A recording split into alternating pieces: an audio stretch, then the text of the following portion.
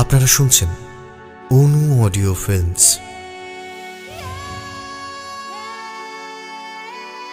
আজ আপনি শুনবেন শর্মিষ্ঠা চ্যাটার্জির লেখা গল্প খরবেড়িয়ার আতঙ্ক। গল্প শুনে ভালো লাগলে অবশ্যই আমাদের চ্যানেলটি সাবস্ক্রাইব করে বেল আইকন প্রেস করে রাখবেন এবং আপনার মূল্যবান মতামত আমাদের জানাতে ভুলবেন না। আমাদের আগের সপ্তাহের প্রযোজনা তারানাথ এবং খুকুরদা গ্রামের বিভীষিকা আপনারা অনেকেই শুনেছেন। যদি না শুনে থাকেন তাহলে অবশ্যই শুনে আমাদের জানাবেন আপনাদের কেমন লাগলো আমাদের গল্প তারানাথ এবং খুকুরদা গ্রামের বিভীষিকা। শুরু হচ্ছে আজকের গল্প শর্মিষ্ঠা চ্যাটার্জির লেখা খরবেড়িয়ার আতঙ্ক।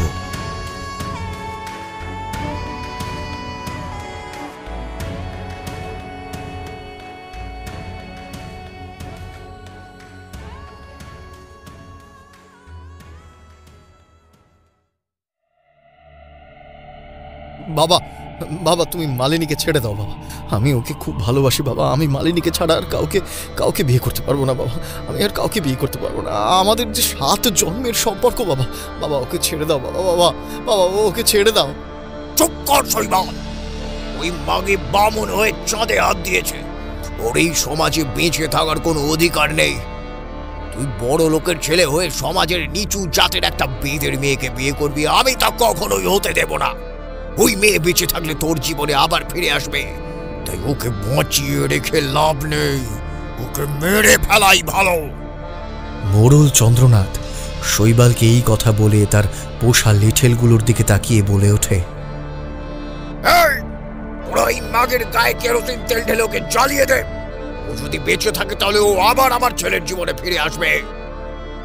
মোড়ল চন্দ্রনাথের এই কথা শুনে শৈবাল হাউমাউ করে কাঁদতে কাঁদতে চন্দ্রনাথের পায়ে পড়ে হাত জড়ো করে বলে ওঠে, বাবা বাবা তুমি মালিনীকে মেরো না বাবা। বাবা বাবা ওকে মেরো না বাবা। ও যে এখন ভালোবাসা, তুমি ওকে ছেড়ে দাও বাবা। আমি ওকে নিয়ে এই খরবেড়িয়া গ্রাম ছেড়ে অনেক অনেক অনেক দূরে চলে যাবো বাবা। তোমার সামনে কোনোদিনও আসবো না বাবা। ওকে ছেড়ে দাও বাবা। বাবা বাবা ওকে ছেড়ে দাও বাবা। ছেড়ে দাও বাবা। বাবা বাবা ওকে ছেড়ে দাও, ছেড়ে দাও বাবা।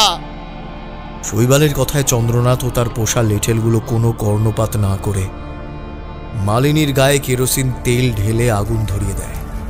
লেঠেলগুলোকে মালিনীর গায়ে আগুন ধরিয়ে দিতে দেখে শৈবাল সেই মর্মান্তিক দৃশ্য সহ্য করতে না পেরে মালিনীকে সেই লেলিহান আগুনের শিখার হাত থেকে বাঁচাতে যায় ঠিকই, কিন্তু সেও মালিনীর মতো সেই লেলিহান আগুনের শিখার কবলে পড়ে। আর মালিনীর মতো শৈবালও প্রাণ হারায়। কিন্তু তারা প্রাণ হারানোর আগে খরবেড়িয়া গ্রামের মোড়ল চন্দ্রনাথ বাবু ও সারা গ্রামবাসীর উদ্দেশ্যে লেলিহান আগুনের শিখার ভিতর থেকে চিৎকার করে বলে ওঠে, এই সারা খরবেড়িয়ার গ্রামের লোকেদের উদ্দেশ্যে আমরা বলে যাচ্ছি, ভবিষ্যতে এই গ্রামে যদি কোনো অবিবাহিত ছেলে মেয়ে প্রেম করে বা কেউ আসে, তাদের আমরা কিছুতেই বাঁচতে দেব না। আমাদের প্রেম আজ যেমন পূর্ণতা পায়নি, ওদের প্রেমও আমরা পূর্ণতা পেতে দেব না। বলো দিলওয়ালা।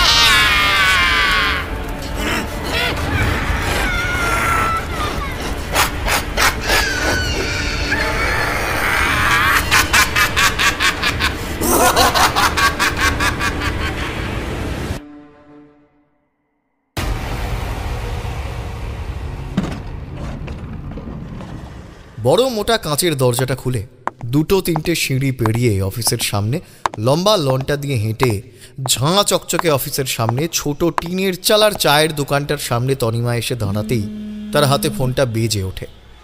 তনিমা ফোনটা চোখের সামনে তুলে ধরতেই দেখে তার কলেজ ফ্রেন্ড এবং তার লাইফ পার্টনার অরিন্দম ফোন করেছে।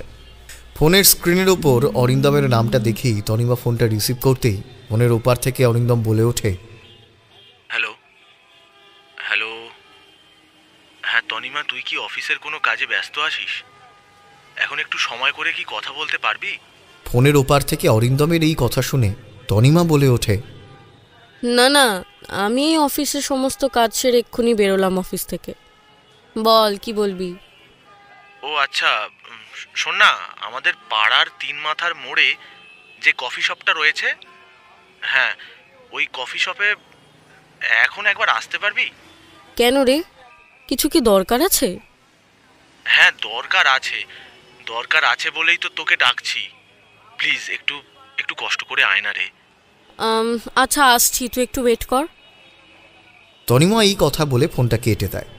তারপর অটো ধরে তার নির্দিষ্ট গন্তব্যের দিকে রওনা দেয়। আচ্ছা অরিন্দম, তুই আমাকে এত তড়িঘড়ি ডাকলি কেন? কিছু কি দরকার আছে? হ্যাঁ দরকার আছে বলেই তোকে ডেকেছি। আচ্ছা তার আগে বলতো, সামনেই তো বড়দিন আসছে, তোর কি সামনে অফিসের ছুটি ফুটি আছে কি? না রে, আমাদের অফিসে বড়দিনে ছুটি দেয় না। আর তুই হঠাৎ করে আমার অফিসের ছুটি নিয়ে পড়লি কেন? তোর কি আমাকে নিয়ে বড়দিনে কোথাও ঘুরতে যাওয়ার প্ল্যান আছে নাকি? হ্যাঁ তুই ঠিক ধরেছিস তনিমা, বড়দিনে তোকে নিয়ে একটু ঘুরতে যাওয়ার প্ল্যান করছি। অরিন্দমের এই কথা শুনে তনিমা অরিন্দমের হাতটা ধরে একটু কৌতুক স্বরেই বলে ওঠে, তা মশাই, আমাকে নিয়ে আপনি কোথায় ঘুরতে যাবেন শুনি? তুই খড়বেড়িয়া গ্রামের নাম কোনোদিনও শুনেছিস? না, সেটা কোথায়? বাঁকুড়ার দিকে একটা প্রত্যন্ত গ্রাম। কিন্তু ওই খড়বেড়িয়া গ্রামটা প্রত্যন্ত গ্রাম হলে কি হবে, ওই গ্রামে অনেক অনেক ঘুরে বেড়ানোর জায়গা আছে জানিস।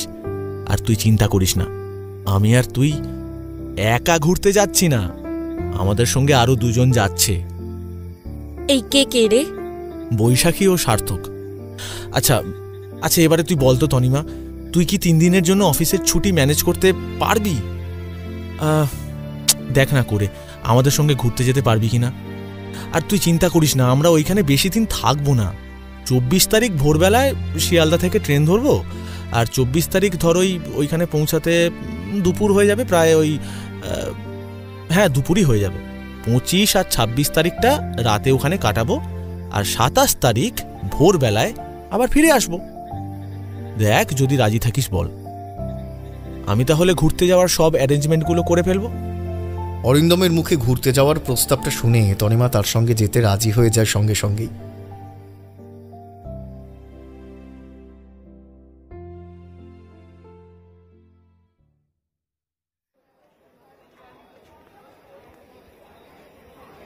ট্রেনটা স্টেশনে থামতেই তনিমা, অরিন্দম, বৈশাখী আর সার্থক এরা 4 জন ট্রেন থেকে যখন নামে তখন ভোর 4টে বাজে।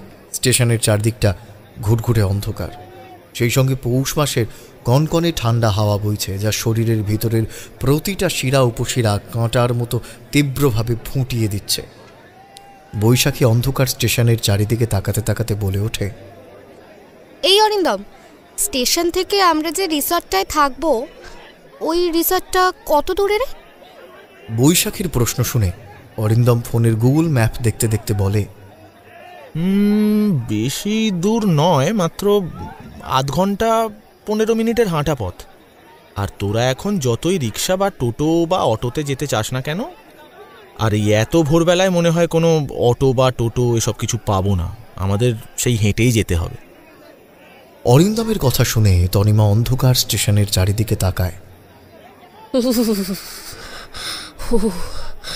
বলছি, রিসর্টে যাওয়ার আগে কোনো চায়ের দোকান থেকে যদি একটু গরম চা বা কফি খাওয়া যেত খুব ভালো হতো। আমার শরীরের ভেতরটা না একেবারে ঠান্ডায় কেঁপে যাচ্ছে। কিন্তু স্টেশনে তো একটাও চায়ের দোকান দেখছি না রে। তনিমার কথা শুনে সার্থক তার জিন্সের প্যান্টের পকেট থেকে বিয়ারের ক্যানটা বের করে, সেটা তনিমার দিকে এগিয়ে দিয়ে বলে, আরে বিয়ারটা খা, দেখবি শরীর গরম হয়ে যাবে আর একদম চাঙ্গা হয়ে যাবি 2 মিনিটের মধ্যে। সার্থকের কথা শুনে তনিমা সার্থকের হাত থেকে বিয়ারের ক্যানটা নিয়ে সেটার চিপি খুলে সেটা খেতে শুরু করে। অন্যদিকে অরিন্দম বলে ওঠে, চলো গাইজ, এবার রিসর্টের দিকে যাওয়া যাক। অরিন্দমের কথা শুনে ওরা বলে ওঠে, ইয়েস বস।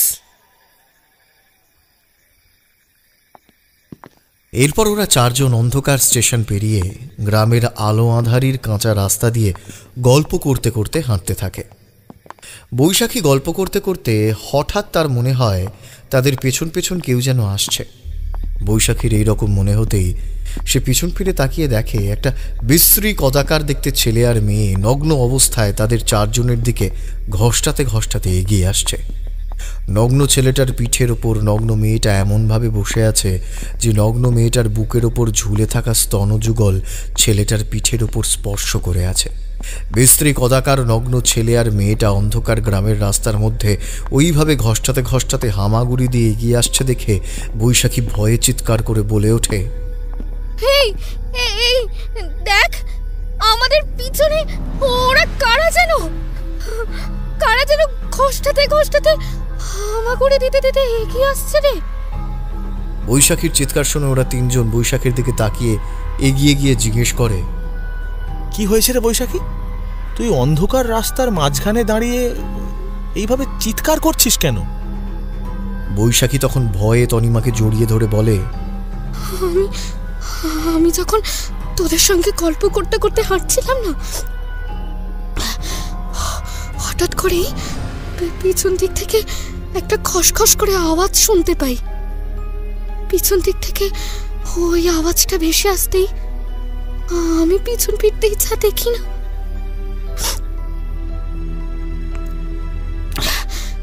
দেখি দুটো বিশ্রী কদাকার দেখতে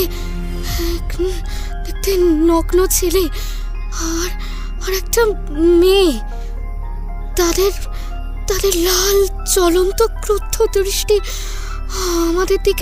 আমাদের দিকে নিক্ষেপ করে লম্বা লম্বা হাত বাড়িয়ে সাপদের হাসি হাসতে হাসতে মাটিতে তালি দিতে দিতে এগিয়ে আসছে জানিস। আর যে দুটো নখ ঘষ্টাতে ঘষ্টাতে হামাগুড়ি দিতে দিতে ওই নগ্ন ছেলে আর মেয়েটা আমাদের দিকে এগিয়ে আসছে না, ওদের শরীরটা যেন আগুনে ঝলসে পুড়ে গেছে। এমন ভাবে পুড়েছে যে ওদের শরীরের সমস্ত চামড়াগুলো শরীর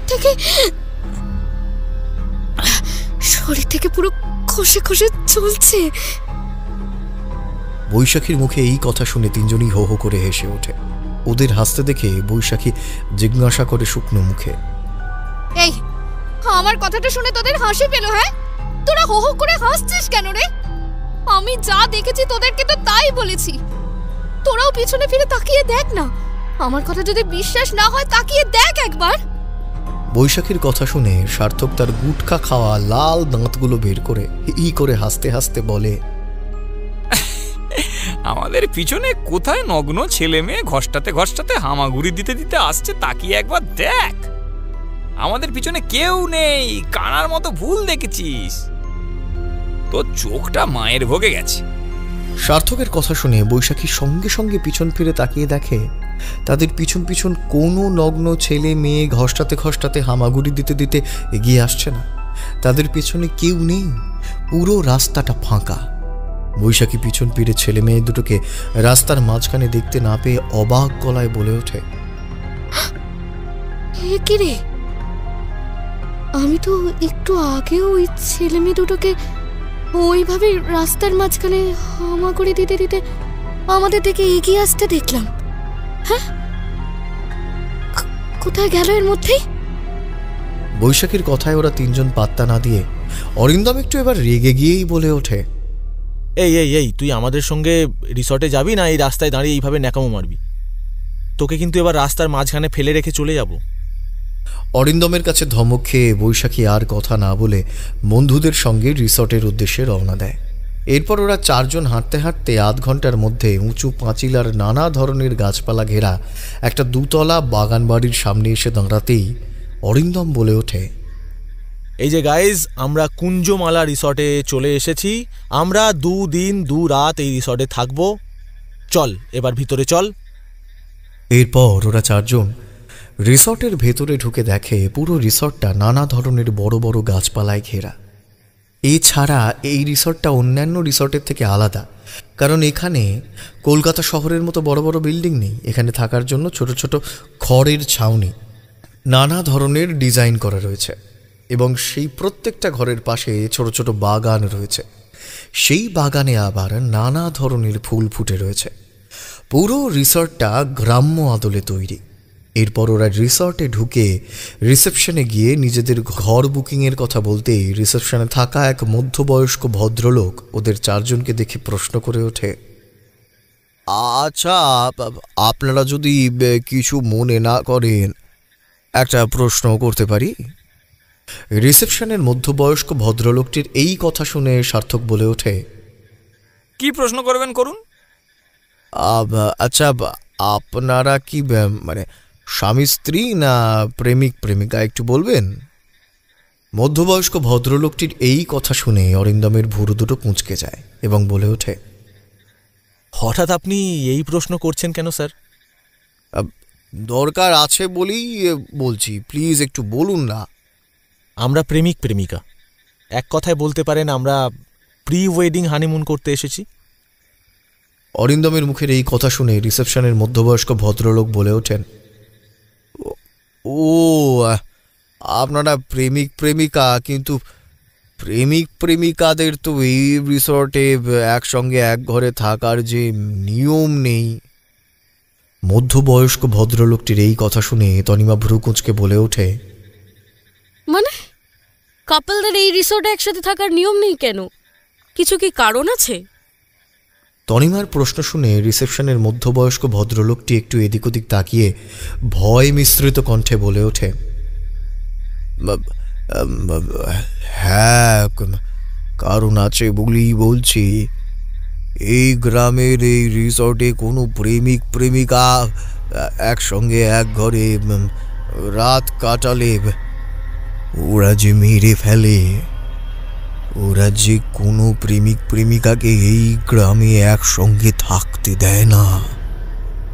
কারা থাকতে দেয় না? মানে কারা মেরে ফেলে? প্লিজ আমাদের একটু বুঝিয়ে বলবেন।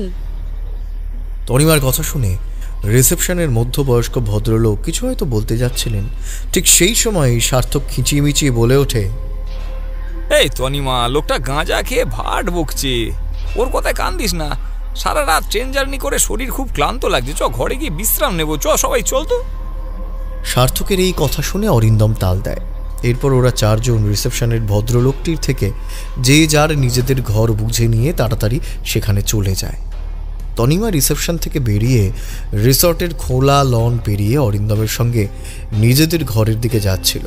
হঠাৎ করেই তনিমার রিসর্টের এক পাশের এক বাগানের দিকে দৃষ্টি যেতেই সে দেখে একটা বিকট বিশ্রী কদাকার দেখতে তারই বয়সী ছেলে আর একটা মেয়ে নগ্ন অবস্থায় দুজন দুজনের হাত ধরে বাগানের মাঝখানে দাঁড়িয়ে আছে, আর দুজনের লাল জ্বলন্ত ক্রুদ্ধ দৃষ্টি তনিমার দিকে রয়েছে। আর এই শীষে গলায় তারা বলছে, তোরা দুজন একসঙ্গে একটা ঘরে থাকবি আর ফুর্তি করবি বল? আমরা থাকতে যে তোদের কিছুতেই একসঙ্গে থাকতে দেব না, একসঙ্গে থাকতে।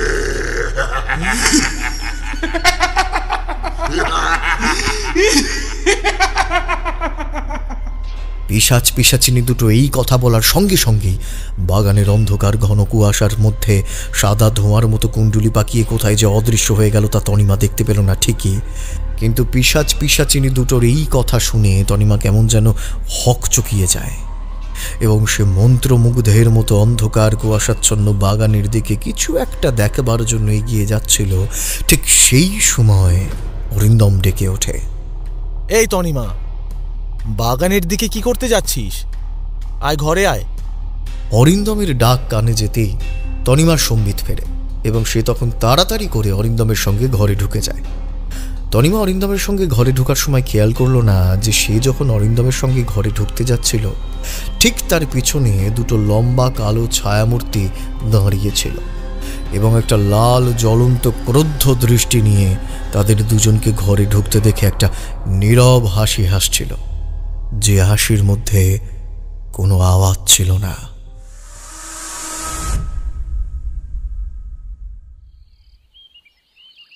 কিরে বৈশাখী, তখন থেকে কি ভাবনা চিন্তা করে যাচ্ছিস? কফিটা ঠান্ডা হয়ে যাচ্ছে, খাবি না? আর ঘুরতে এসে কি ভেবে চলেছিস বলতো? তনিমার প্রশ্নগুলো কানে যেতেই কফি মগে চুমুক দিতে দিতে বৈশাখী বলে ওঠে,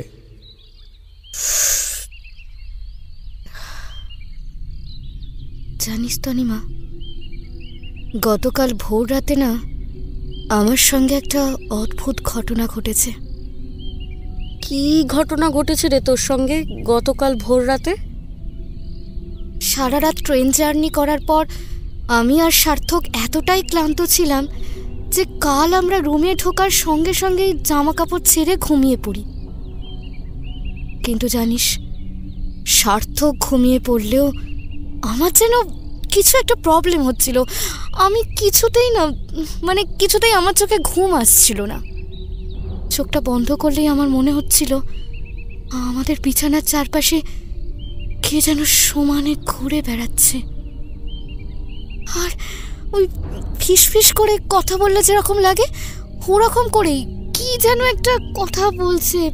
কিন্তু আমি অনেক চেষ্টা করলাম, জানিস, ঠিক কি কথা বলছে আমি বুঝতে পারলাম না। চোখটা বন্ধ করে ঘুমোতে শুরু করলাম, কিন্তু না, সেই একই জিনিস, সেই সমানই একই রকম মনে হচ্ছিল। তারপর হঠাৎই আমি চোখ খুলে ঘরের চারদিকে তাকাতেই যা দৃশ্য দেখি। কথা বলতে বলতে বৈশাখীকে চুপ হয়ে যেতে দেখে তনিমা বলে ওঠে, কি রে, চুপ হয়ে গেলি কেন? বল, কি দৃশ্য দেখেছিস? হ্যাঁ, না রে, আসলে ঘরের চারদিকটা একবার তাকিয়ে নিয়ে আমি যেই আবার চোখ বন্ধ করে ঘুমোতে যাব, হঠাৎ দেখি আপনা আপনি আমার দৃষ্টিটা চলে যায় ওই ঘরের সিলিংয়ের দিকে। আর ঘরের সিলিংয়ের দিকে আমার দৃষ্টি যেতেই দেখি রিসর্টে ঢোকার আগে রাস্তার মাঝখানে যে ওই দুটো নগ্ন ছেলের কথা তোকে বলছিলাম না, বিশ্রী কদাকার দেখতে, আর সেই যে মেয়েটার কথা বলছিলাম হামাগুড়ি দিচ্ছিল মনে হয়েছিল, ওরা যেন ওই একইভাবে হামাগুড়ি দিতে দিতে আমাদের দিকে এগিয়ে আসছিল। আর তারপরেই ঘরের সিলিং ফ্যানের সঙ্গে একসঙ্গে জড়িয়ে ধরে উল্টোভাবে ঝুলতে শুরু করলো। আমার দিকে ওই দুজন লাল জ্বলন্ত একটা দৃষ্টি দিয়ে তাকিয়ে খ্যাক খ্যাক করে হাসতে হাসতে আমাকে যেন বলতে শুরু করলো,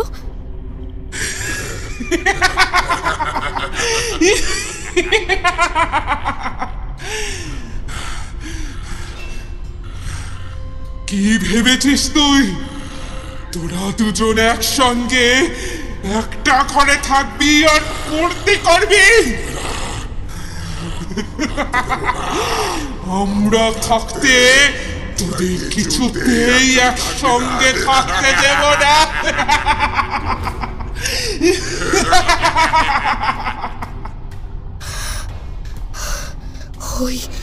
ওই বিশ্রী বিকট ছেলে মেয়ে দুটোকে ঘরের সিলিং ফ্যানের সঙ্গে উল্টোভাবে ঝুলতে দেখে আমার বুঝতে অসুবিধা হয় না যে ওরা এই জগতের প্রাণী নয়, হতেই পারে না।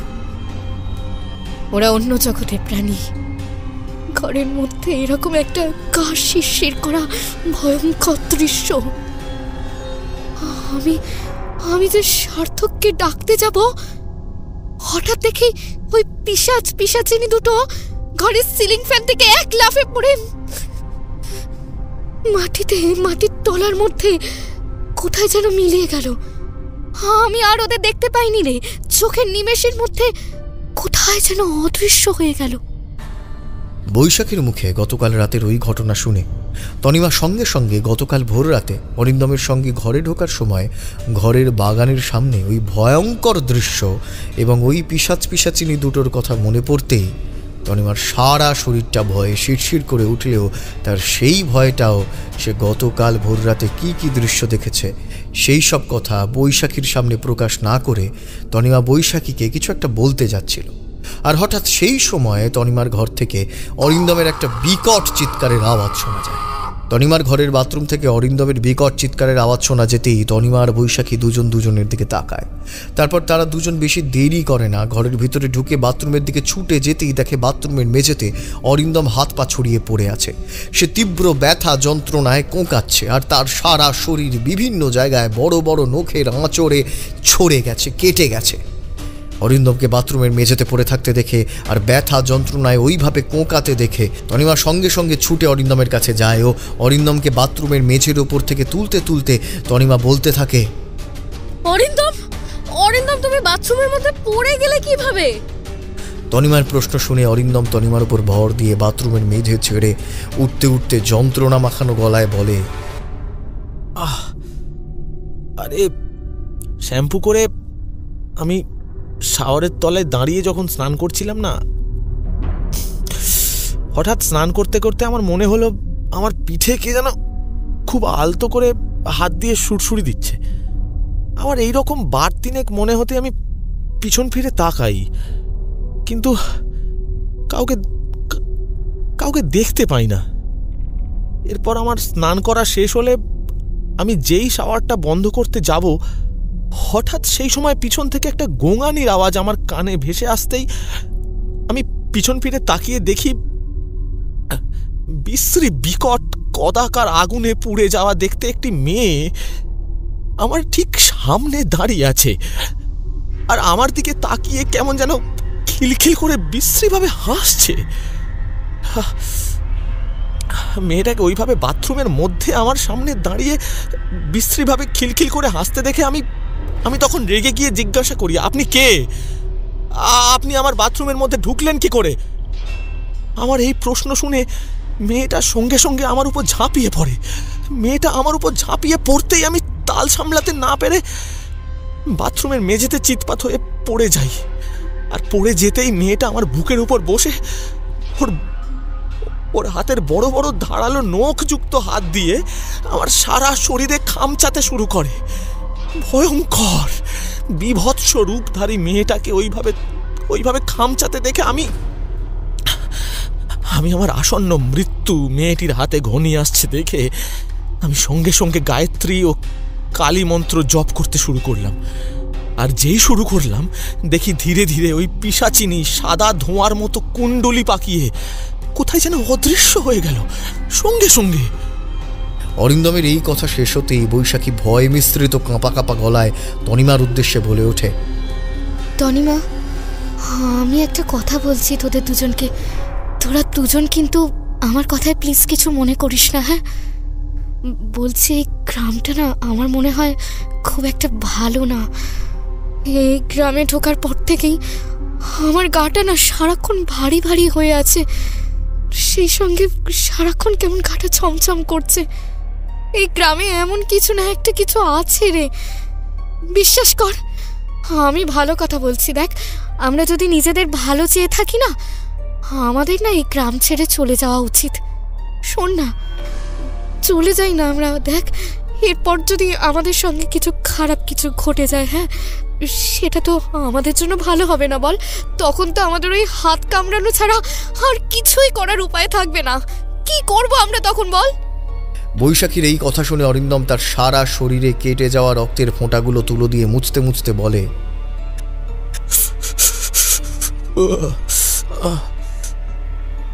সবাই মিলে টাকা খরচ করে এত দূর যখন ঘুরতে এসেছি, আর তো একটা দিনের ব্যাপার, কালই তো রাতে চলে যাব। আর একটা দিন আমরা সবাই মিলে সাবধানে কষ্ট করে থাকি না। অরিন্দমের এই কথা শুনে বৈশাখী আর কিছু না বলে চুপচাপ অরিন্দমের ঘর থেকে বেরিয়ে এসে যেই নিজের ঘরে ঢুকতে যাবে, হঠাৎ সেই সময় বৈশাখী তার কানের কাছে শুনতে পায় কারা যেন ফিসফিস করে বলছে, মরবি, তোরা সবাই আমাদের হাতে মরবি। একসঙ্গে, হ্যাঁ, একসঙ্গে এক ঘরে থাকা যাবে, তোদের একসঙ্গে এক ঘরে থাকা বেরিয়ে যাবে।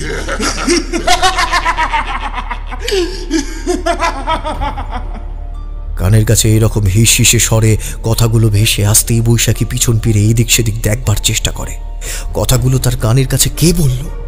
কিন্তু বৈশাখী পিছন ফিরে কাউকে দেখতে না পেয়ে ভয়ে দৌড়ে যেই নিজের ঘরে ঢুকতে যাবে, হঠাৎ কিসের সঙ্গে বৈশাখী ধাক্কা খেতেই বৈশাখী খানিকটা ভয় পেয়ে হকচকিয়ে দাঁড়িয়ে পড়ে এবং সামনে তাকিয়ে দেখে সার্থক তার ঘরের সামনে দাঁড়িয়ে আছে কোমরে হাত দিয়ে। বৈশাখীকে দৌড়ে ঘরে ঢুকতে দেখে সার্থক বলে ওঠে, ওই তুই দৌড়ে ঘরে ঢুকছিলিস কেন রে? কি হয়েছে তোর? কিছু দেখে ভয় পেয়ে গেছি নাকি? সার্থকের প্রশ্ন শুনে বৈশাখী আমতা আমতা করে বলে ওঠে, না না না, ভয় ভয় কিছু দেখে ভয় পাইনি রে। ভয় ভয় কেন পাবো? আচ্ছা, তুই এতক্ষণ কোথায় ছিলিস বলতো? ঘুম থেকে উঠে তোকে দেখতে পাইনি কেন? হ্যাঁ, ঘুম থেকে উঠে ঘরে থাকতে ভালো লাগছিল না বলে তোরা সবাই ঘুমোচ্ছিস দেখে আমি রিসর্টের আশপাশটা একটু ঘুরে দেখতে গিয়েছিলাম। তাই রিসর্ট থেকে একটু দূরে একটা সুন্দর ঘোরার জায়গা আছে, একটা পার্ক মতো। ভাবছি বিকেলে বা সন্ধ্যের দিকে তোকে ওই পার্কে ঘুরতে নিয়ে যাবো, যাবি আমার সঙ্গে? সেসব দেখা যাবে। বলছি চল না রে, খুব খিদে পেয়েছে হঠাৎ করেই। ক্যান্টিন থেকে দুপুরে খাওয়াটা সেরে নি, চল সবাই মিলে গিয়ে খাওয়াটা সেরে নিলে তাড়াতাড়ি হয়ে যাবে। কাঠের সেতুর উপর দাঁড়িয়ে পুকুরের ওপারে একটা পুরো মন্দিরের ছবি তুলতে তুলতে বৈশাখী সার্থকের উদ্দেশ্যে বলে ওঠে, এই সার্থক, গাছের তলায় দাঁড়িয়ে কি করছিস রে? আরে এদিকে আয় না। এই দেখ না, এই কাঠের পোলটার গায়ে আমি হেলান দিয়ে দাঁড়াচ্ছি একটা স্টাইল করে। শোন না, তুই আমাকে কয়েকটা সুন্দর সুন্দর ফটো তুলে দে না রে। বৈশাখীর ডাক কানে ভেসে আসতেই সার্থক তার ঠোঁটে ধরা আতপোড়া সিগারেটটা গাছের তলায় ফেলে দিয়ে সেটা জুতোর তলা দিয়ে কয়েকবার পিষে বৈশাখীর কাছে গিয়ে জিজ্ঞাসা করে, কি হয়েছে, ডাকছিস কেন? বৈশাখী তার হাতের ফোনটা সার্থকের দিকে এগিয়ে দিয়ে বলে, এই নে ধর। বলছি শোন, আমি এই কাঠের পোলটার গায়ে হেলান দিয়ে দাঁড়াচ্ছি, ঠিক আছে? তুই একটু স্টাইল করে আমাকে খালি কয়েকটা সুন্দর সুন্দর ফটো তুলে দে, ব্যাস। বৈশাখীর এই কথা শুনে সার্থক বৈশাখীর হাত থেকে ফোনটা নিয়ে জিন্সের প্যান্টের পকেটে ফোনটা ঢোকাতে ঢোকাতে বৈশাখীর দিকে এগিয়ে আসতে আসতে নেশাতুর কণ্ঠে বলে ওঠে, সুন্দরী, পার্কে কেউ ছবি তুলতে আসে? সার্থক এই কথা বলতে বলতে বৈশাখীর দিকে এগিয়ে এসে বৈশাখীর একটা হাত ধরে একটা হ্যাচকা টান মেরে নিজের বুকের কাছে টেনে নেয়। বৈশাখীর মুখের ওপরে থাকা চুলগুলো সরাতে সরাতে বলে ওঠে, আজ তোকে খুব আদর করতে ইচ্ছে করছে। কতদিন তোকে আদর করিনি বলতো? এই নির্জন নিরালা পরিবেশে আমাকে তোর একটু কাছে আসতে দিবি? এই কথা বলতে বলতে সার্থক বৈশাখীর লাল নরম দুটো ঠোঁটে নিজের রুক্ষ ঠোঁটটা যেই রাখতে যাবে, হঠাৎ সেই সময় পুকুরের জলের ভিতর থেকে দু জোড়া কালো কালো লম্বা লম্বা হাত এসে বৈশাখী আর সার্থকের পা দুটো চেপে ধরতেই তারা দুজন টাল সামলাতে না পেরে কাঠের পোল ভেঙে উল্টে পুকুরের জলে পড়ে যায়। বৈশাখী আর সার্থক পুকুরের জলে পড়ে যেতেই তাদের দুজনের মনে হতে থাকে পুকুরের জলের তলা থেকে কে যেন তাদের পা ধরে টেনে জলের তলায় নিয়ে যাচ্ছে। বৈশাখীর এই রকম মনে হতেই সে প্রাণপণে চিৎকার করতে শুরু করে,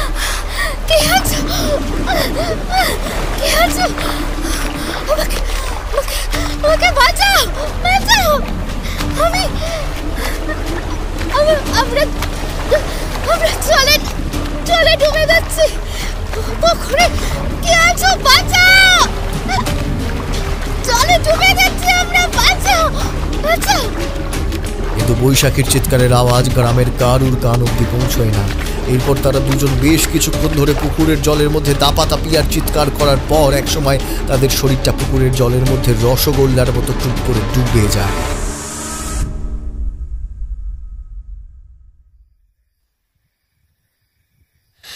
রাত 10টা বেজে গেল, বাইরে ওরা এতক্ষণ কি করছে বলো তো অরিন্দম?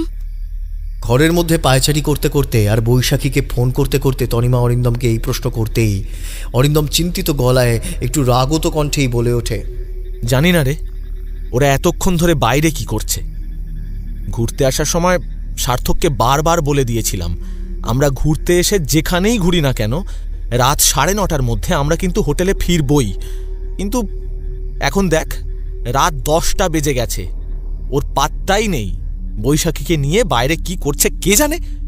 তনিমা আর অরিন্দমের মধ্যে যখন এই কথাবার্তা চলছে হঠাৎ সেই সময় তনিমার হাতে ফোনটা বেজে উঠতেই তনিমা ফোনের দিকে তাকিয়ে দেখে একটা অচেনা নাম্বার থেকে ফোন এসেছে। তনিমার ফোনটা বেজে উঠতেই অরিন্দম জিজ্ঞাসা করে, কার ফোন এসেছে রে? ওই রাস্কেলটা ফোন করেছে কি? না রে, একটা অন্য নাম্বার থেকে ফোন এসেছে, দাঁড়া দেখছি। তনিমা এই কথা বলে ফোনটা ধরতেই ফোনের ওপার থেকে একটা গম্ভীর গলার আওয়াজ শোনা যায়। হ্যালো, আমি কি তনিমা সিনহার সঙ্গে কথা বলছি? হ্যাঁ, আমি তনিমা সিনহা। আপনি কে? আমি ঘরবেড়িয়া থানার অন্তর্গত ইন্সপেক্টর প্রতুল রায় বলছি। রিসর্টের কাছে যে পার্কটা আছে, আপনি এক্ষুনি ওই পার্কে একটু আসতে পারবেন? ওই পার্কের পুকুর থেকে 2টো ডেড বডি উদ্ধার হয়েছে, আর যে 2টো ডেড বডি উদ্ধার হয়েছে সেই ডেড বডি দুটোর একজনের পকেট থেকে একটা ফোন পাওয়া গেছে, আর সেই ফোন খুলে আমরা ডায়াল লিস্টের প্রথমে আপনার নামটা দেখতে পেয়েই ফোন করেছি। আর যে ডেড বডিটার পকেট থেকে আমরা ফোনটা পেয়েছি ওনার নাম সম্ভবত সার্থক মুখার্জি। ফোনের ওপার থেকে ইন্সপেক্টর প্রতুল রায়ের এই কথাটা শুনে তনিমার হাত থেকে ফোনটা মাটিতে পড়ে যায়। অরিন্দম জিজ্ঞাসা করে, এই কার ফোন ছিল, আর তোর হাত থেকে ফোনটা ওইভাবে পড়ে গেল কেন? অরিন্দমের প্রশ্ন শুনে তনিমা তখন অরিন্দমের কাছে গিয়ে ওকে জড়িয়ে ধরে ইন্সপেক্টর প্রতুল রায় ফোনে যা যা কথা বলেছে সেই সব কথা অরিন্দমকে বলতেই অরিন্দম বেশি দেরি না করে তনিমাকে নিয়ে রিসর্টের সামনের পার্কের দিকে যায়। পার্কের ভিতরে ঢুকতেই অরিন্দম আর তনিমা দেখে পার্কের ভিতরে বেশ কিছু পুলিশ আর গ্রামের বাসিন্দারা দাঁড়িয়ে আছে এবং তারা নিজেদের মধ্যে কী সব যেন ফিসফিস করে বলছে। কি কথা বলছে তা অরিন্দম আর তনিমা বুঝতে পারে না। এবার ওরা দুজন পুলিশের কাছে এগিয়ে যেতেই একজন পুলিশ অফিসার জিজ্ঞাসা করেন, আপনারা কারা, এখানে কি করতে এসেছেন? পুলিশ অফিসারের প্রশ্ন শুনে তনিমা এবং অরিন্দম নিজেদের পরিচয় দিতেই ইন্সপেক্টর প্রতুল রায় বলেন, নমস্কার, আমি বুঝতে পারিনি, আমি ইন্সপেক্টর প্রতুল রায়। এই পার্কের ভিতরে পুকুরের জল থেকে কিছুক্ষণ আগে আমরা 2টো ডেড বডি উদ্ধার করেছি। ওনাদের নাম সম্ভবত সার্থক মুখার্জি আর বৈশাখী হালদার। আচ্ছা, ওনারা কি আপনাদের পরিচিত? পুলিশ ইন্সপেক্টর প্রতুল রায়ের এই কথা শুনে তনিমা কাঁদতে কাঁদতে বলে, ওরা দুজন আমাদের বন্ধু, আমরা একসঙ্গে এখানে ঘুরতে এসেছিলাম। তনিমার কথার মাঝে অরিন্দম পুলিশ ইন্সপেক্টর প্রতুল রায়কে প্রশ্ন করে ওঠে, ওরা তো বিকেল বেলায় ঘুরতে বেরিয়েছিল, কিন্তু ওদের এই রকম অবস্থা হলো কি করে? আমি ঠিক জানি না, এই গ্রামেরই একজন পার্কের ভিতরে কি একটা কাজ করতে ঢুকেছিল, সেই পুকুরের জলে ডেড বডি 2টো ভাসতে দেখে আমাকে খবর দেয়। দাঁড়ান, আমি ওনাকে ডাকছি। এই কথা বলে পুলিশ ইন্সপেক্টর প্রতুল রায় গ্রামবাসীদের ভিড়ের মধ্যে থেকে একটি ছেলেকে ডাকেন। এই এদিকে একবার আয় তো। পুলিশ ইন্সপেক্টর প্রতুল রায়ের ডাক শুনে গ্রামবাসীদের ভিড়ের মধ্যে থেকে 18-19 বছরের একটি ছেলে পুলিশ ইন্সপেক্টর প্রতুল রায়ের দিকে এগিয়ে আসে। ছেলেটি এগিয়ে আসতেই ছেলেটির দিকে তাকিয়ে বলে ওঠেন প্রতুল রায়, এই বাদল, তুই পার্কে ডেড বডি 2টো পুকুরের জলে কিভাবে পড়েছিল সেই কথাটা একটু স্যার ম্যাডামদের বল। পুলিশ ইন্সপেক্টর প্রতুল রায়ের কথা শুনে বাদল বলে ছেলেটি বেশ ভয় মিশ্রিত কণ্ঠেই বলতে শুরু করে, স্যার, এই পার্কের ভিতরে যে বড় পুকুরটা দেখছেন, ওই পুকুরের ওপারে একটা পুরো শিব মন্দির আছে। ওই শিব মন্দিরের দেখাশুনো আমি প্রতিনিয়ত করি। আজ সন্ধ্যাবেলায় মন্দিরে আরতি হওয়ার পর আমি যখন মন্দিরটা বন্ধ করে পুকুরের ধার দিয়ে বাড়ি ফিরছিলাম, হঠাৎ করেই আমার দৃষ্টিটা আপনা থেকেই আটকে যায় পুকুরের জলের মাঝখানের দিকে। আরে বাবা, পুকুরের জলের মাঝখানের দিকে আমার দৃষ্টি আটকাতেই দেখি পুকুরের জলের মাঝখানে 2টো বড় বড় কি জিনিস কি যেন ভাসছে, ভেসে রয়েছে। আমি এই দৃশ্য দেখে পুকুর পাড়ে এগিয়ে যাই, তারপর হাতে ধরা টর্চটা এটা জ্বালিয়ে পুকুরের জলের মাঝখানে ফেলতেই যা দেখি তাহলে 2টো কাটা ছেঁড়া রক্তাক্ত একটা ছেলে আর একটা মেয়ের লাশ পুকুরের জলের মাঝখানে একেবারে ভেসে ভেসে উঠেছে। আমি পুকুরের জলের মধ্যে 2টো রক্তাক্ত কাটা ছেঁড়া লাশ দেখে ভয় পেয়ে যাই। তারপর আমি আর বেশি দেরি না করে দৌড়ে গিয়ে ওই থানায় স্যারকে খবরটা দিই। বাদলের মুখ থেকে সমস্ত ঘটনা শুনে অরিন্দম জিজ্ঞাসা করে, আচ্ছা বাদল, তুমি লাশটা যখন দেখো তখন কটা বাজে? অরিন্দমের প্রশ্ন শুনে বাদল তখন মাথা চুলকোতে চুলকোতে বলে, ওই ধরুন 8টা কি 8:30। এরপর তনিমা আর অরিন্দম ধীরে ধীরে পুকুরের পাড়ের দিকে এগিয়ে যায়। পুকুরের পাড়ে এগিয়ে যেতেই দেখে সার্থক আর বৈশাখীর রক্তাক্ত কাটা ছেঁড়া লাশ 2টো পাশাপাশি শোয়ানো। তাদের দুজনের শরীরে যেন মাংস নেই, কোনো প্রাণী যেন ওদের শরীরের সমস্ত মাংস খুবলে খুবলে খেয়েছে। এছাড়া সার্থকের ধর থেকে কে যেন মুন্ডুটা আলাদা করে দিয়েছে রাগের চোটে। সার্থকের ধর থেকে মুন্ডুটা আলাদা করার জন্য মুন্ডুটা লতপথ করছে আর শরীরের একদিকে ঝুলে রয়েছে। আর সেই মুন্ডুর জায়গা থেকে লাল রক্ত গল গল করে বের হচ্ছে। এছাড়া বৈশাখীর চোখ দুটোকে যেন একেবারে উপরে তুলে নিয়েছে। চোখ দুটো উপরে নেওয়ার জন্য ওইখান থেকে লাল কালচে রক্ত গল গল করে বেরোচ্ছে।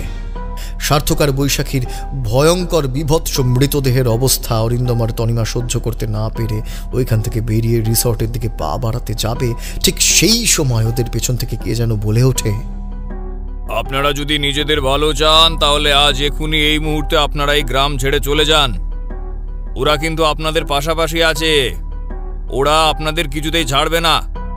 পিছন দিক থেকে গলার আওয়াজটা কানে ভেসে আসতেই ওরা দুজন পিছন ফিরে তাকিয়ে দেখে ওদের থেকে 2-3 হাত দূরে খাটো ধুতি পরা, গায়ে কালো শাল জড়ানো, বছর 55-56 বছরের একজন মধ্যবয়স্ক লোক দাঁড়িয়ে আছেন আর কুতকুতে চোখে ওদের দুজনের দিকে তাকিয়ে আছেন।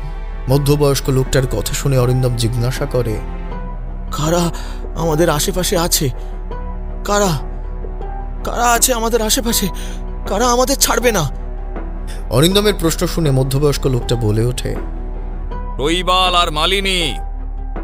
এই শৈবাল মালিনী এরা কারা? আমাদের ছাড়বে না কেন? আর আপনি কে? আপনার নাম কি? তনিমার প্রশ্ন শুনে মধ্যবয়স্ক লোকটি মৃদু হেসে বলেন, আমি বীরেশ সাহা, এই এলাকার গ্রামের পঞ্চায়েত সমিতির প্রধান। আর শৈবাল আর মালিনী কারা না, মানে এদের গল্প যদি শুনতে চাও তাহলে এই গ্রামের অতীতের কালো ইতিহাস সম্পর্কে জানতে হবে। আর তা যদি জানতে চাও তাহলে আমার সঙ্গে এসো।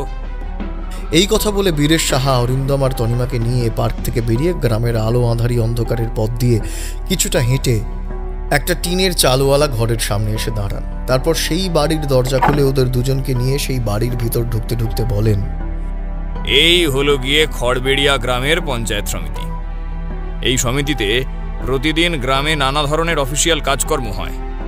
বীরেশ সাহা ওদের দুজনকে এই কথাগুলো বলছিল ঠিকই, কিন্তু ওদের দুজনের ঠিক তখন সেই কথাগুলো কানে ঢুকছিল না। উল্টে তারা খুব মনে মনে বিরক্তি প্রকাশ করছিল। এরপর তনিমা আর অরিন্দম বীরেশ সাহার সঙ্গে পঞ্চায়েত অফিসের ভেতরে ঢুকে দুটো চেয়ারে বসতেই বীরেশ সাহা ধীরে ধীরে শৈবাল ও মালিনী আর খড়বেড়িয়া গ্রামের অতীতের কালো ইতিহাস সম্পর্কে বলতে শুরু করেন। আমি আপনাদেরকে আজ এই খড়বেড়িয়া গ্রামের অতীতের কালো ইতিহাস সম্পর্কে যা যা ঘটনার কথা বলবো, সেই ঘটনাটা ঘটে আজ থেকে 60 বছর আগে। তখন এই গ্রাম এত উন্নত ছিল না। তখন এই গ্রাম অন্ধকার কুসংস্কারে আচ্ছন্ন ছিল। তখন এই গ্রামের মোড়ল ছিল চন্দ্রনাথ ভাদুরী।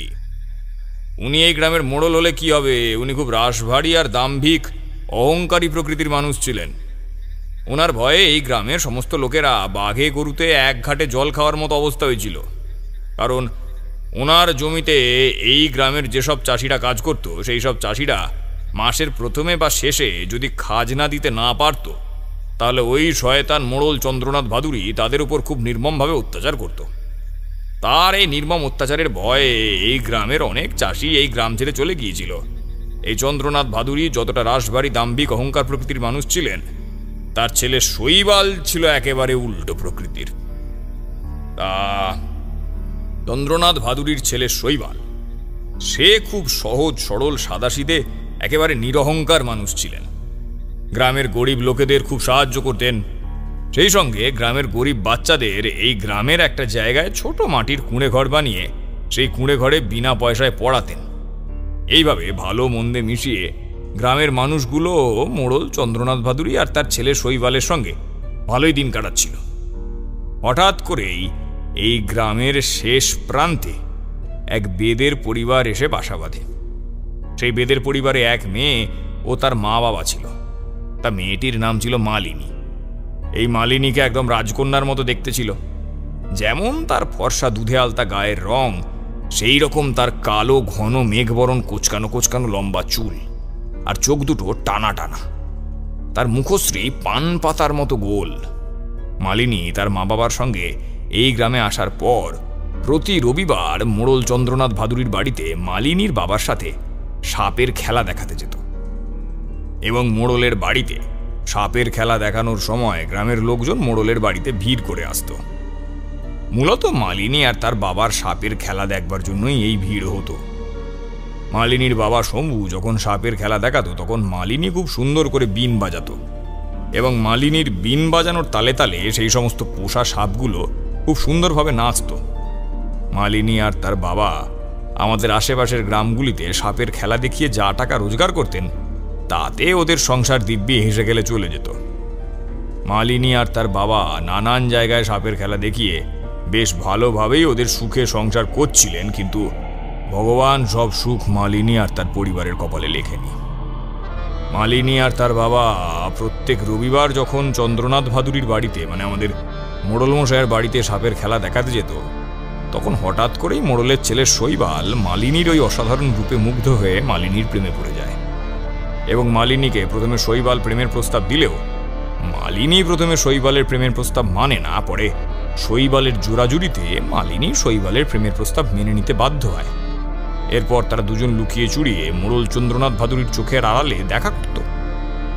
এইভাবে কয়েকদিন চলার পর একদিন মোড়লের এক খাস লোক শৈবাল আর মালিনীর মেলামেশার কথা আর ওদের দুজনের প্রেমের কথা সব জানতে পেরে গিয়ে চন্দ্রনাথ ভাদুরীর কানে গিয়ে বলে দেয়।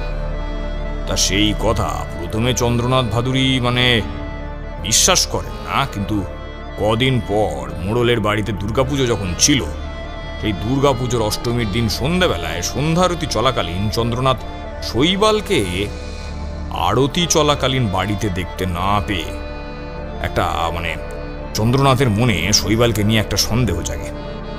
এরপর আরতি শেষ হতেই চন্দ্রনাথ শৈবালকে সারা বাড়ি তন্ন তন্ন করে খুঁজতে খুঁজতে একেবারে বাড়ির পিছনের বাগানে আসতেই দেখেন শৈবাল আর মালিনী অন্তরঙ্গ অবস্থায় বাগানে বসে আছে আর নিজেদের মধ্যে গল্প করছে।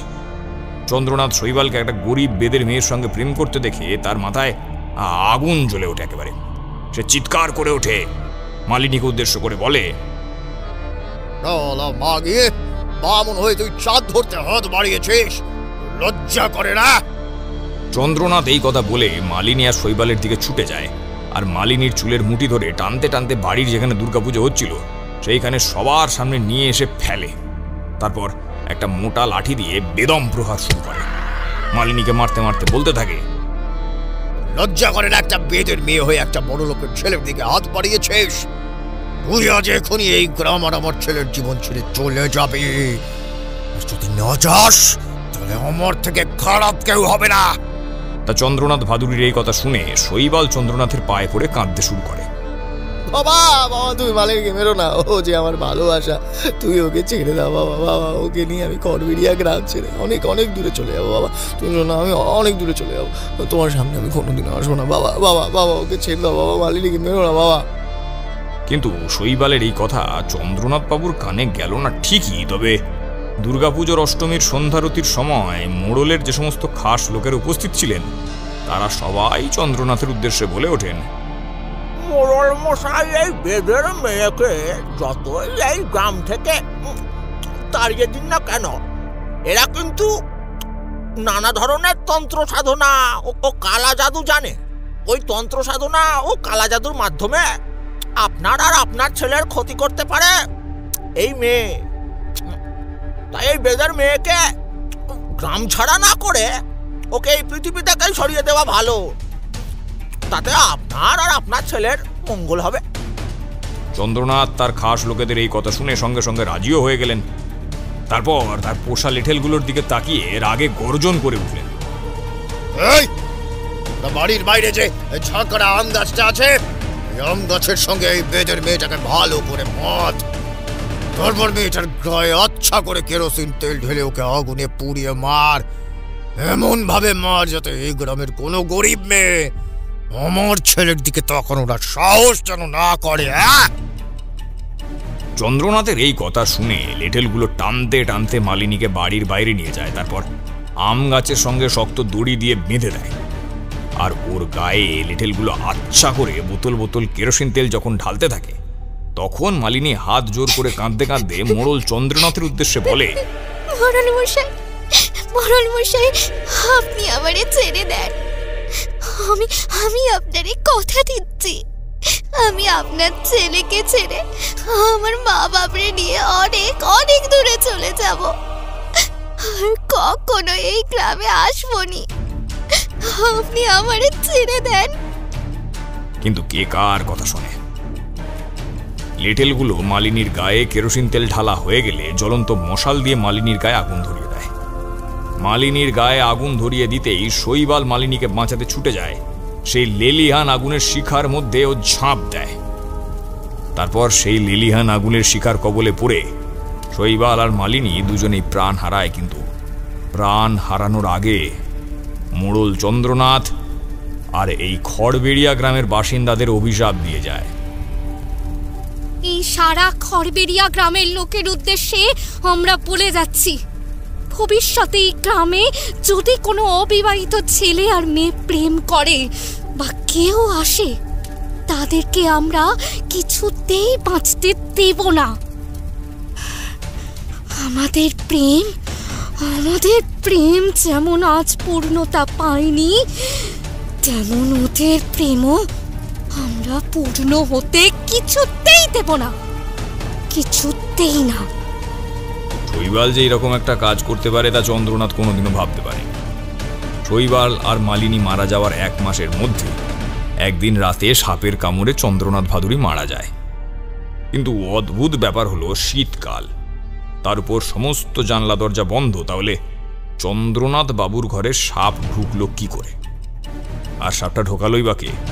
কারণ গ্রামের লোকেদের মনে এই সন্দেহ জাগলেও ততদিনে মালিনীর মা বাবা এই গ্রাম ছেড়ে চলে গেছে। মরা মেয়ের মৃত্যুশোক সহ্য করতে না পেরে তারা এই গ্রাম ছেড়ে পালিয়েছে। কিন্তু আজও তার এই প্রশ্নের উত্তর খুঁজে পাওয়া যায়নি। মোড়ল চন্দ্রনাথ ভাদুড়ী মারা যাওয়ার পর বছর যায়, মাস যায়, দিন যায়, রাত যায়।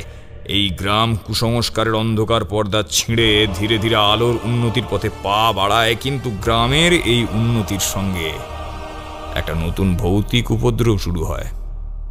সেই ভৌতিক উপদ্রবটা হলো গ্রামের কিছু অবিবাহিত ছেলেরা বা মেয়েরা হঠাৎ করে হারিয়ে যেতে শুরু করে। গ্রামের যেসব বাড়ি থেকে ছেলে মেয়েগুলো নিখোঁজ হতে শুরু করলো, শোনা গেল তারা নাকি একে অপরকে ভালোবাসত।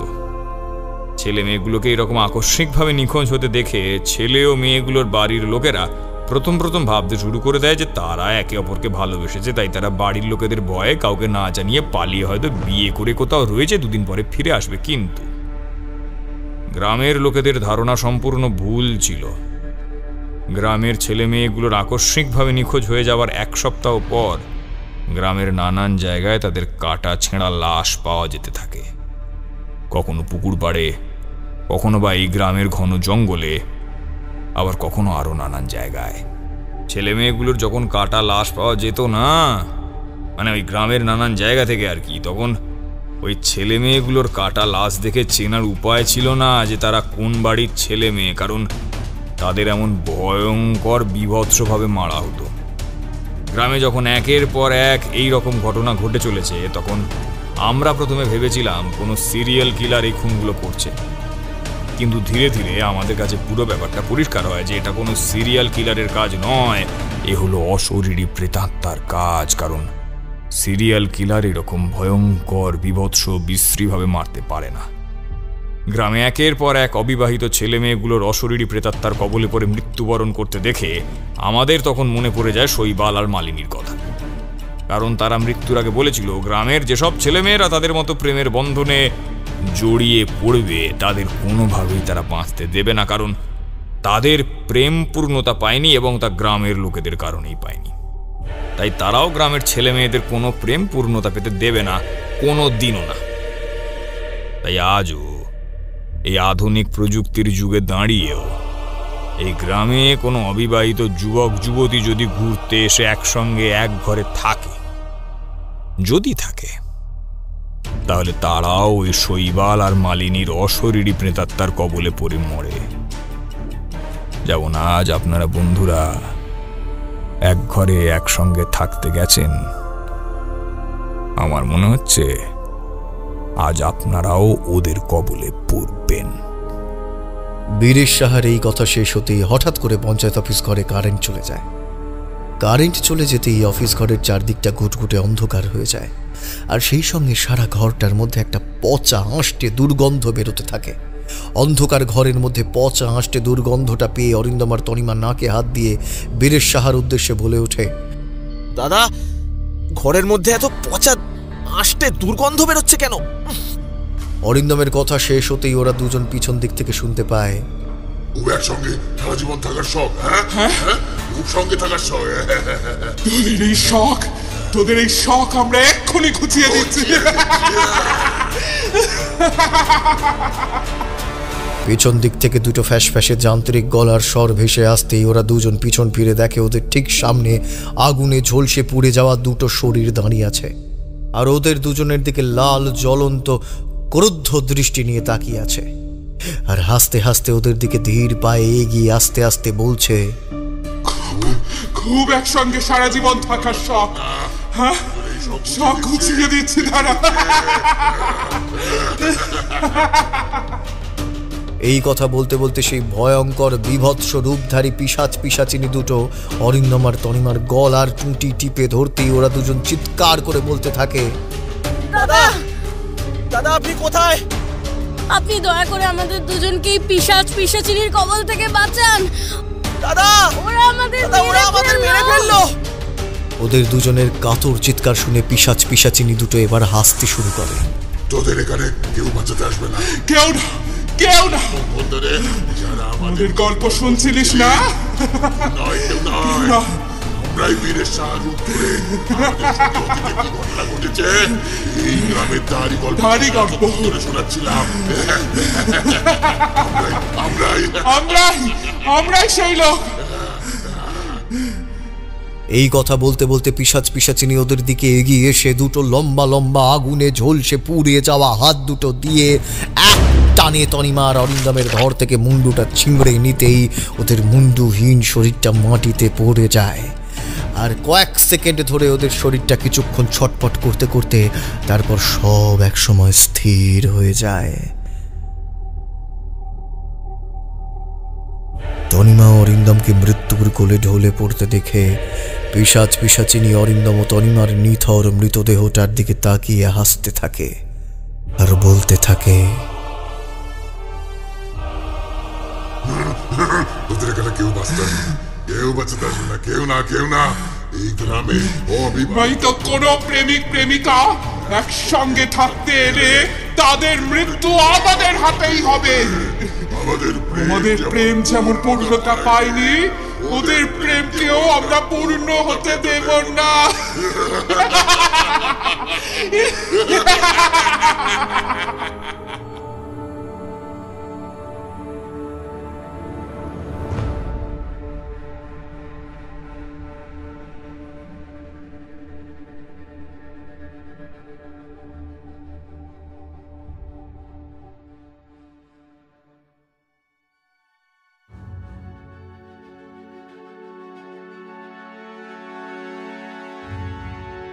শুনছিলেন শর্মিষ্ঠা চ্যাটার্জির লেখা গল্প খড়বেড়িয়ার আতঙ্ক। গল্পটি শুনে ভালো লেগে থাকলে অবশ্যই আমাদের চ্যানেলটি সাবস্ক্রাইব করে বেল আইকন প্রেস করে রাখবেন এবং আপনার মূল্যবান মতামত অবশ্যই আমাদের কমেন্টসে জানাবেন। সমগ্র গল্পটির কণ্ঠ অভিনয় নির্মাণ করেছে ঋতুরাজ স্টুডিও। বিভিন্ন চরিত্রে ঋতম, সায়ন, জ্যোতির্ময়, অয়ন্তিকা এবং দেবলীনা। সমগ্র গল্পটির কণ্ঠ সম্পাদনা, ধ্বনি সম্পাদনা এবং আবহ নির্মাণ করেছে 62 APS স্টুডিও। আগামী সপ্তাহে আবারও একটি রোমাঞ্চকর গল্প নিয়ে হাজির হব আমরা। ততক্ষণ পর্যন্ত অবশ্যই আমাদের চ্যানেলটি সাবস্ক্রাইব করে বেল আইকন প্রেস করে রাখবেন।